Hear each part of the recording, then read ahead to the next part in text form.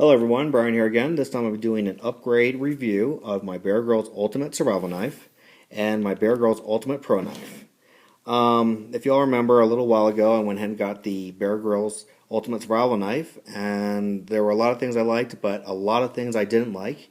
And then shortly after I got the Bear Grylls Ultimate Pro Knife, and there was very little I didn't like and a lot that I really liked. So I'm going to start off with the Ultimate Survival Knife, and I'm going to try to make this as short as possible. So here we go. Pull this one out here. Here we go. So here's the second generation or second batch Bear Grylls Ultimate Survival Knife. It's got the thicker plastic for the pommel. It's still in one piece. Hasn't come apart. I've actually smashed a lot of things with it, and it's in one. It's great. One thing I didn't like most people, they were worried about the fire steel coming out. So I added some paracord, which in turn is actually wrapped around the paracord bracelet that I looped around through the bottom of the belt loop here. To secure this. Why? Because I absolutely despise Velcro. There's the Velcro strap right there. The Velcro strap comes undone, which is one of the reasons why I asked for a replacement sheath, and Gerber was nice enough to go ahead and do that.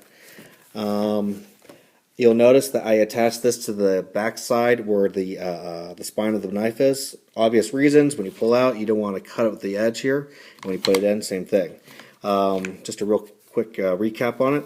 There's the blade, still in one piece, very sharp. The only thing that's really wearing out is probably the finish.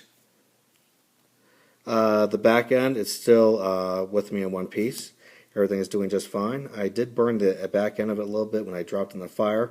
Real quick, some people have been saying that the plastic on these Ultimate Survival Knives actually get knocked loose or something and they're not flush anymore. Maybe it was just their knife, but mine is still very flush all the way around with the metal pommel and the handle.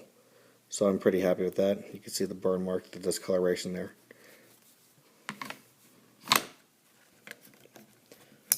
And obviously, as you can tell, I made it tight enough so it really holds on. It's not going anywhere. So there's that. Next, the Ultimate Pro Survival Knife. As you can see here, the same thing. I made a black paracord bracelet this time, and I looped it through the bottom of the belt loop here. Still have the belt upgrades here, but this time attached with paracord. You may recall a long time ago I went ahead and I added some rubber grips to the back side of the fire steel. That's all fine and dandy and everything, but eventually they do come off, as I found out. I also used to have the whistle attached over here via rubber band. I kind of saw this one coming, but the rubber band would keep on getting undone. I had to replace it, rubber band and rubber band and rubber band. So I decided to go ahead and disregard that. I've used the stock loop, which comes with the whistle. Wrapped it around the fire steel, and it's just big enough that it still locks in place and I can still take it out. So that solved all those problems. The whistle I also didn't like dangling, and I found that it was actually the perfect length between the notch here to the paracord bracelet, and it doesn't go anywhere. So that's a pretty nice upgrade.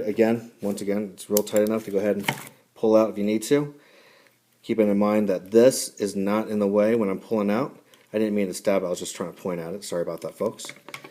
It slides in. I haven't worn out the Velcro here, but I don't feel like asking for another sheath here. I'm sure Gerber will send it to me. I'm just don't want to be a thorn in their side. Real quick recap of the blade.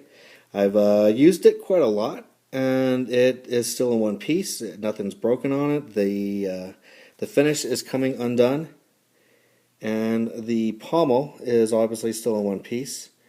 This blade is just really well done. I've been, I said it once and I'll say it again. I'm very impressed with it. The only thing I don't like are the BGs all over it. Yeah, we know it's Bear Grylls, we know it's Bear, we know it's Gerber, blah blah blah blah blah blah blah. I think they could have done without the BG. But anyways, those are my upgrades. And just a quick shout out. These upgrades actually were not my idea. I actually stole the idea, so to speak, from a fine gentleman named Solitary Jack. He's got a YouTube video on here, and he actually does quality reviews on quality products. One of the reviews he actually did was on the Bear Grylls Ultimate Pro Knife, and that's where I got the idea of using the strap. His strap was actually a rubber strap, if I recall correctly. I decided to go with paracord because I got tons of the stuff laying around. I got spools of multiple colors laying around. And one of the coolest upgrades I've seen yet that I haven't done, I'm a little afraid to do it, but maybe I'll do it one of these days, was he removed the Priority Survival Guide.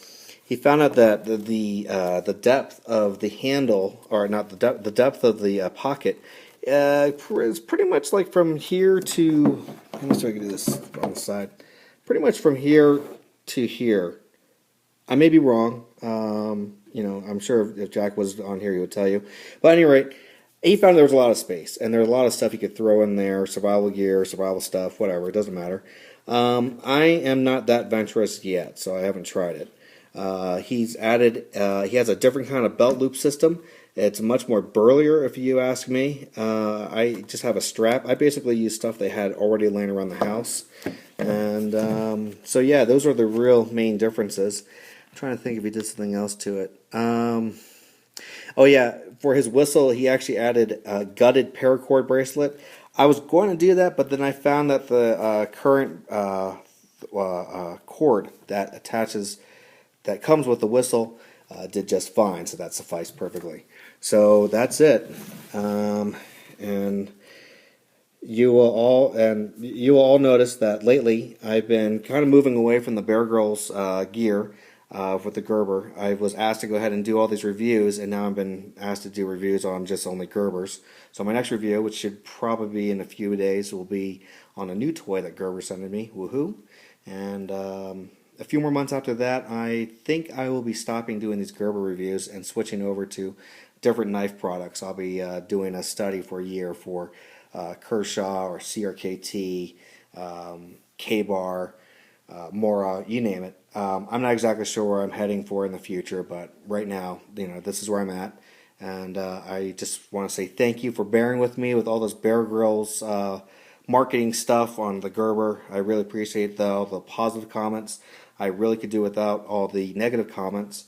And some of you also asked me, why does it take me 105 takes, 130, 150 takes to do a video? Well, I'll say it now, and I'll say it once only. I have ADHD, and I have a stuttering problem, so that's what leads me to do multiple videos, and English is not my first language. Anyways, this is Brian, signing off for now. I'll talk to y'all later, and I'll see y'all soon. Okay, bye-bye.